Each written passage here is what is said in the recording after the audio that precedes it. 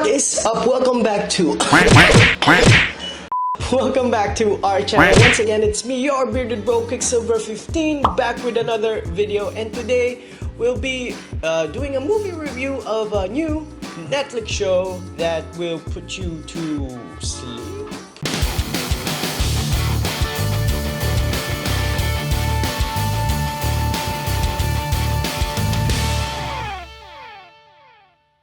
And of course, we're talking about none other than Slumberland. So, Slumberland stars Jason Momoa and this pretty annoying kid, and she's working her way through Dreamland in order to find these magical items to, so she can make a wish for something that we won't talk about because it's a major spoiler for the movie. So, Slumberland. At first, I really thought that the concept was good, and it is good, but I don't think it was fully maximized to its full potential. What I'm talking about is the world building was pretty bad for a place for magical dream thing creatures. It didn't have many of those, so most of the places they visited here in Slumberland were a bit lackluster. So yeah, I think they could have improved on that by a lot, and I think they should take notes from Disney, for example with Star Wars and creating cute little creatures. I mean, even robots are cute in Disney Plus, which, again, one of the big problems with Netflix is they don't really have that aftermarket catch for their audience. The audience doesn't really get a lot of merch or would want to buy any merch from their stuff. So I think there's a big missed opportunity there for Netflix to just come up with a bunch of cute, dream creatures and make bank out of that. So yeah, although I'm not saying that everything should be like that, but I mean, come on.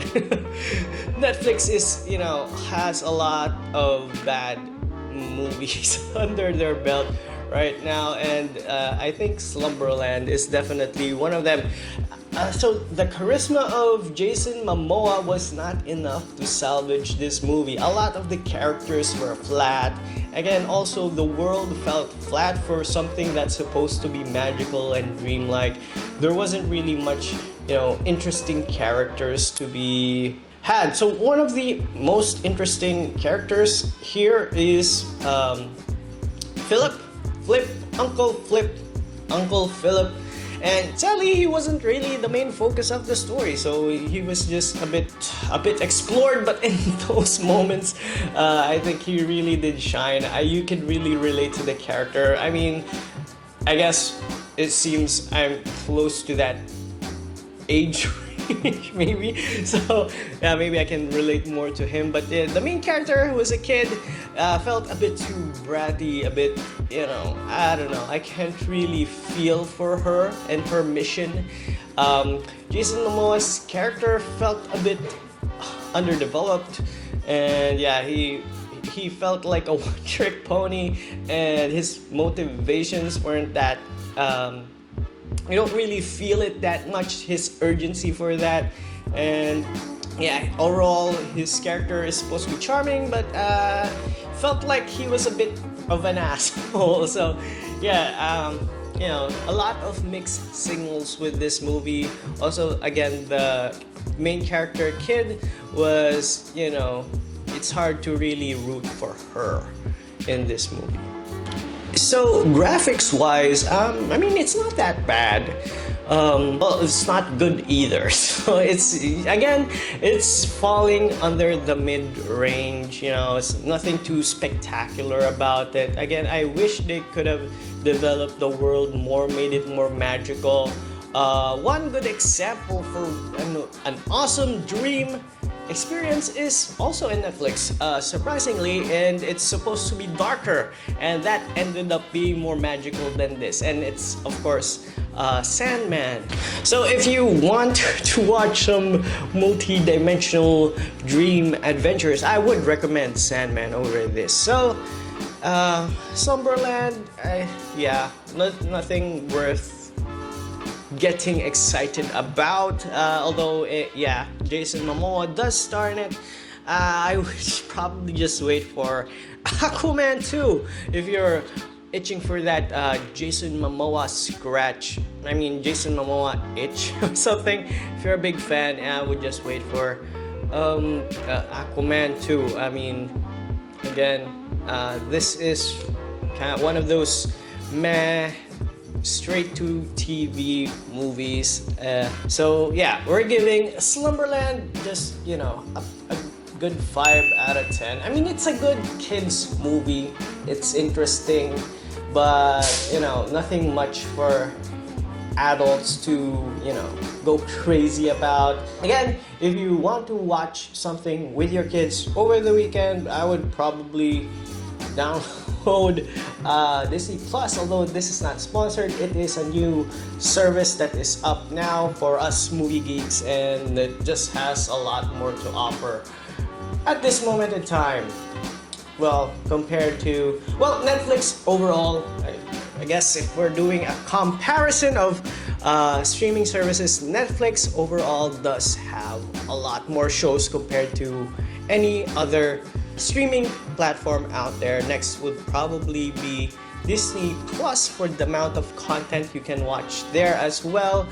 And I think Amazon Prime and HBO Go falls flat. They have a few shows that comes up every few months and years, so I probably would just subscribe to them when those shows are out. For example, Amazon Prime with The Boys, and you know, if they continue Rings of Power, that would be cool.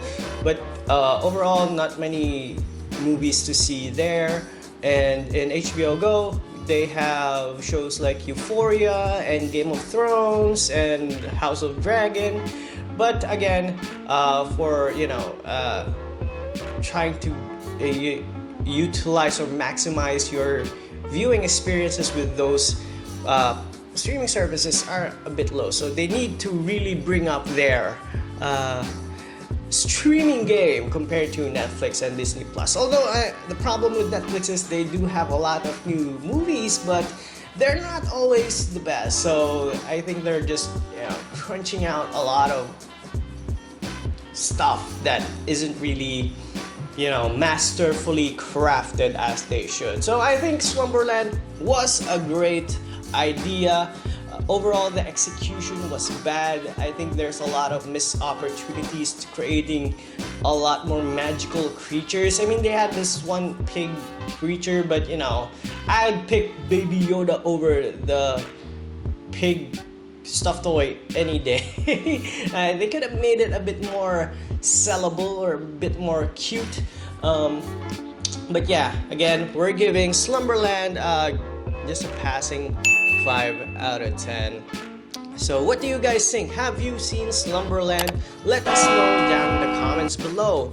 And as always, it's me, your bearded bro QuickSilver 15, signing off. Peace.